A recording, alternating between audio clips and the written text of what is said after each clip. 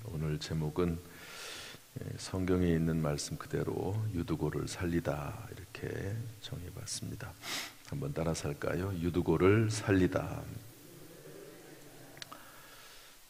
오늘 이 본문의 내용은 사도 바울 일행이 3차 전도 여행을 하는 중에 드로아에서 있었던 일입니다.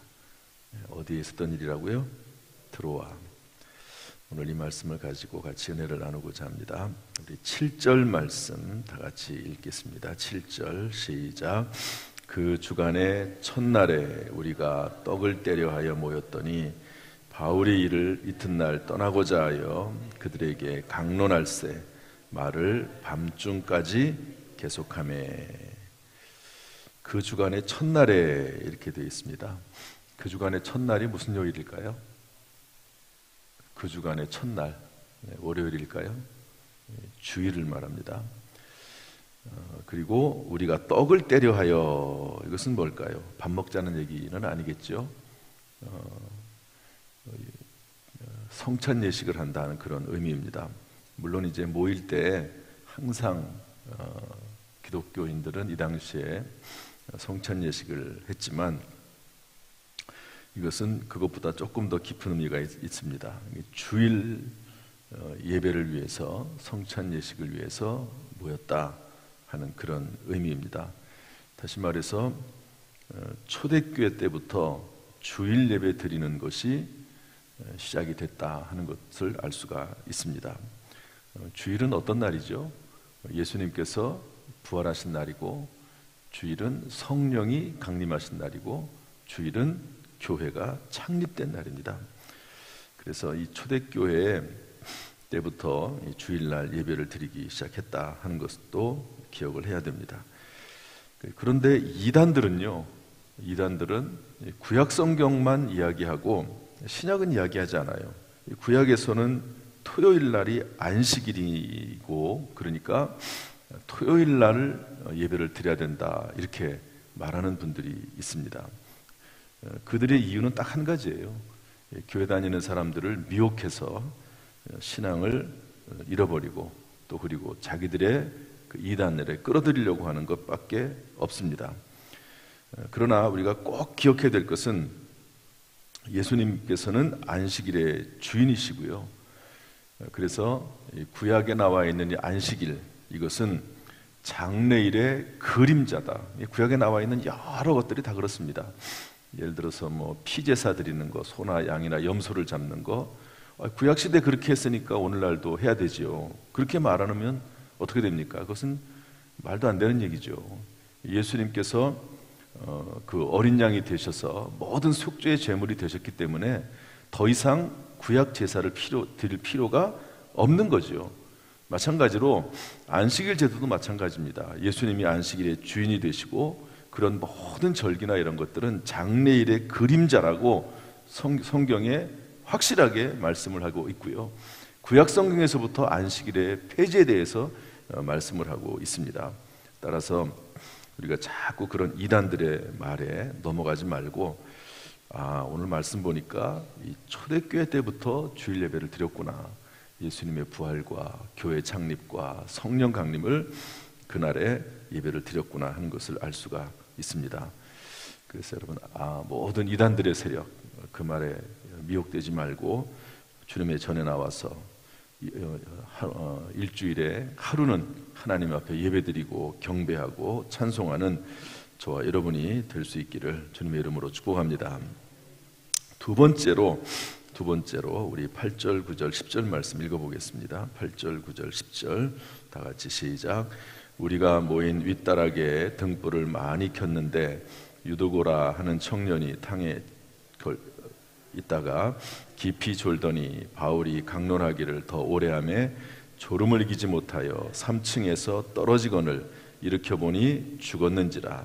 바울이 내려가서 그 위에 엎드려 그 몸을 안고 말하되 떠들지 말라, 생명이 그에게 있다 하고. 그래서 이제 주일날 모여서 사도 바울이 설교하는데요,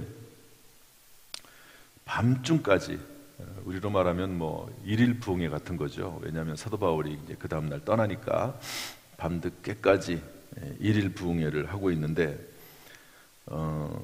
그 다락방이 좀 큰 다락인 것 같아요. 그래가지고 유도고라고 하는 청년이 창에 걸터 앉아 있다가 졸다가 사도 바울이 설교를 길게 하니까 졸다가 떨어져 보니까 죽었습니다. 참 이런 일이 다 일어났습니다. 바울이 가서 보니까 죽었어요, 실제로. 그런데 바울이 이렇게 합니다. 우리 10절을 제가 다시 한번 읽어볼게요. 바울이 내려가서 그 위에 엎드려 그 몸을 안고 말하되 떠들지 말라, 생명이 그에게 있다 하고, 그 위에, 그 죽은 청년의 그 위에 엎드려서 그 몸을 안고, 그 자세를 한번 생각을 해봅시다. 청년이 지금 죽어서 누워 있습니다. 그런데 그 위에 다윗이 엎드려서 그 몸을 안는 거죠. 엎드려서 몸을 안고 있는 거죠. 여러분, 지난번에 제가 지난 주일날 설교하면서 카메룬의 앙데르 목사님 이야기를 했습니다. 하루에 10시간씩 기도한다는 이분, 윤월로 선교사님의 교회에 와서 이제 나중에 목사가 되기도 하고 또 그 교회 중보기도 전담 목사님으로 활동하는 이 목사님, 이분의 기도를 통해서 수많은 기적들이 일어나는데 심지어 죽은 자도 살아났다, 그렇게 우리가 설교도 들었고 제가 책도 읽고 그랬는데요. 이분은 이제 그 죽은 아이를 위해서 기도하는 가운데 성령께서 감동하시기를 예수님께서 죽은 나사로를 살릴 때 어떻게 했느냐 그랬더니 나사로 이름을 불렀죠. 너도 똑같이 그 아이의 이름을 부르라 그랬더니 이름을 불렀습니다. 이름을 3번 부르니까 이제 그 아이의 영혼이 돌아와서 살아났다 그랬습니다. 그런데 성령께서 기도를 하는 가운데 성령께서 말씀하시더라고요. 성령께서 그 마음속에 말씀하셔서 예수님께서 죽은 자를 살리신 그 사건을 생각나게 하시고, 그래서 그대로 기도했더니 그런 역사가 나타난 것이죠. 물론 평소에 기도하고 평소에 하나님께서 그 기도를 통해서 역사하셨기 때문에 일어난 일이죠. 그런데 여러분, 성경을 보다 보면요, 예수님께서 죽은 자를 살리시는 기적 일도 있지만 엘리야가 죽은 아이를 살린 기록도 나옵니다. 만약에 그때 성령께서 그 엘리야의 그 사건을 생각나게 하셨다면 아마 앙드레 목사님은 내 생각에는 부르는 것이 아니라 엘리야처럼 했을지도 모르겠습니다. 그런데 엘리야가 어떻게 그 죽은 아이를 살립니까? 흉년이 들었을 때 이 사르밧 과부라고 하는 사람이 가루 한 움큼 그 기름 조금 있는 그걸 가지고 먹고 아들과 함께 죽으려고 했는데, 여러분, 엘리야가 뭐라고 말하죠? 그거 나한테 만들어서 가지고 와라. 그랬더니 이제 믿음으로 사르밧 과부가 거기에 응답을 해요. 어떻게 그런 생각을 했는지 모르겠습니다. 이게 상당히 아주 안 좋은 상황이잖아요. 지금 흉년이 들어가지고 지금 가물어가지고 다 죽게 돼가지고 그거 하나 먹고 이제 자기도 죽고 아들도 죽으려고 하는데, 선지자라고 하는 사람이 나타나가지고 그 먹을 그걸 자기한테 달라고 하니까 이게 있을 수 없는 일이긴 합니다. 그러나 거기에 대해서 믿음으로 반응을 해서 떡 한 개를 만들어서 갖다 줍니다. 그러고 나서 나중에 그 기름 그 병에 가져오는 대로 계속해서 이제 그 기름병이 차서 먹고 살지 않습니까? 그런데 그 사르밧 과부의 아들이 죽습니다. 아들이 죽어요. 그 아들이 죽으니까 이 사르밧 과부가 엘리야에게 찾아가서 아들이 죽었다고, 이럴 거면은 왜 우리를 살려줬냐고 그러면서 하소연을 하죠. 그랬더니 다락에 올라가서, 상황이 똑같아요. 참 재밌죠. 다락에 올라가서 그 유도고라고 하는 청년은 다락에서 3층에 떨어져 죽지 않았습니까? 다락에 올라가서 그 아이를 침상에 누이고, 그때 엘리야가 어떻게 합니까? 그 아이 위에 몸을 펴서 엎드리고 이렇게 되어 있습니다. 여기서 사도 바울이 한 거하고 똑같아요. 아마 사도 바울이 그 현상을 바라보면서 이 유두고라고 하는 청년이 죽은 것을 보면서 속으로 마음에 기도했지 않았겠습니까? 아니면은 전체가 뭐 통성 기도했을지도 모르겠습니다. 그때 성령께서 감동하시기를 아마도 엘리야의 이 모습을 생각나게 하지 않았을까 하는 생각을 해보게 돼요. 그러니까 이 앙드레 목사님은 예수님께서 나사로를 불렀던 그 사건을 성령께 생각나게 하셨지만 아마 사도 바울은 이때가 생각이 나지 않았을까 생각을 합니다. 그래서 그 아위 위에 몸을 3번 펴서 엎드리고 부르짖었더니 혼이 그 몸에서 돌아왔다. 혼이 그 몸에서 돌아오게 하소서라고 기도했더니 그 아이의 혼이 돌아와서 영혼이 돌아와 살아나게 됐다 하는 그런 말씀입니다.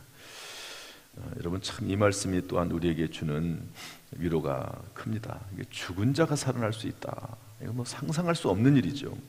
그러나 전능하신 하나님, 살아계신 하나님, 온 우주 만물의 창조주 하나님께서 하시고자 하시면 이런 일도 충분히 가능한 줄로 믿습니다. 이 믿음이 저와 여러분의 믿음이죠. 뭔가 우리가 기도가 부족해서 뭐 또 하나님의 또 섭리가 있는 거죠. 다 살아나면 어떻게 되겠습니까? 한번 생각을 한번 해보세요. 모든 사람이 다 살아나면 그것도 문제예요. 제가 볼 때는 때가 되면 또 하나님의 부르심을 받아서 하나님 나라에 들어가야죠. 그리고 하나님 나라가 더 편한 나라입니다. 그러나 하나님의 거룩한 뜻을 위해서, 하나님의 영광을 위해서 이런 일이 또 필요하기도 한 것이죠. 우리가 이 말씀을 통해서 하나님은 못하실 일이 없다, 하나님이 하시고자 하시면 불가능한 것이 없다 하는 이런 믿음을 가지고 살아가는 저와 여러분이 될 수 있기를 주님의 이름으로 축복합니다.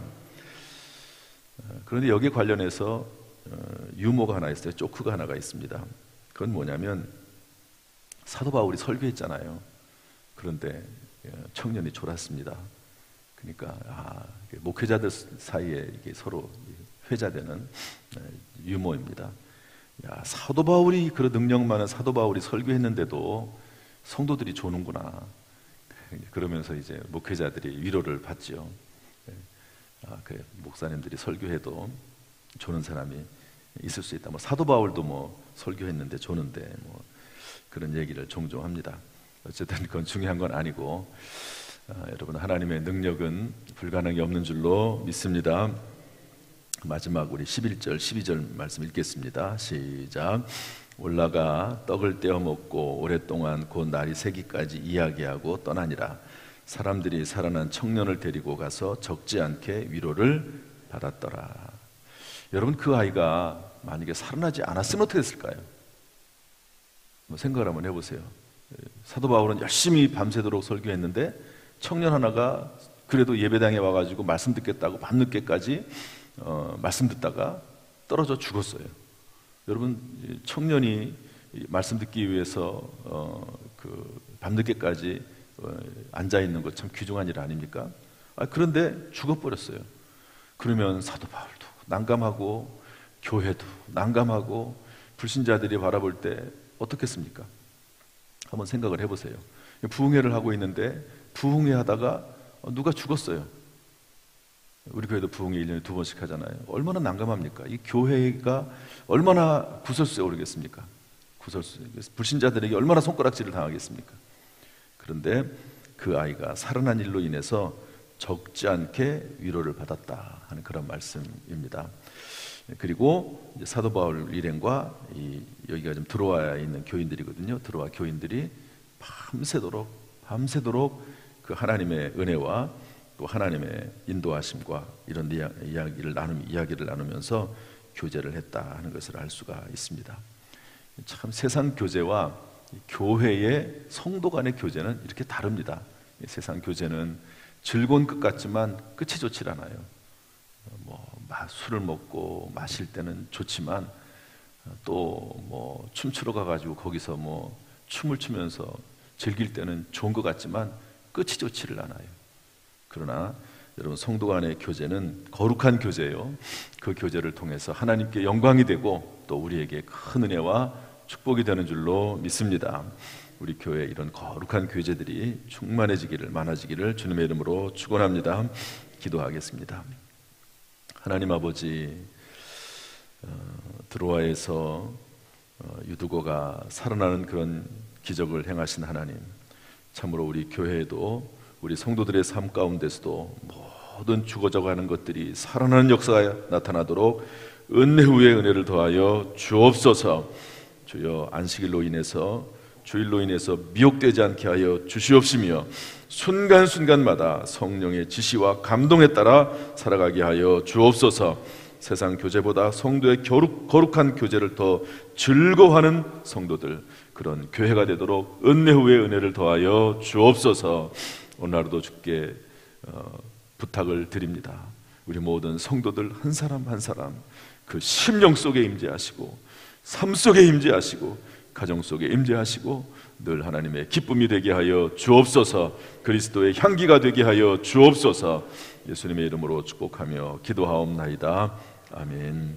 이제는 우리 주 예수 그리스도의 은혜와 아버지 하나님의 무한하신 사랑과 성령님의 감동, 감화, 은혜, 축복, 교통하심이 오늘도 이 새벽에 나와서 땅끝 중보기도의 사명을 감당하는 모든 성도들 한 사람 한 사람 머리머리 위에, 그 가정, 직장, 사업, 자녀, 심령 위에 함께 하시기를 간절히 축원하옵나이다. 아멘.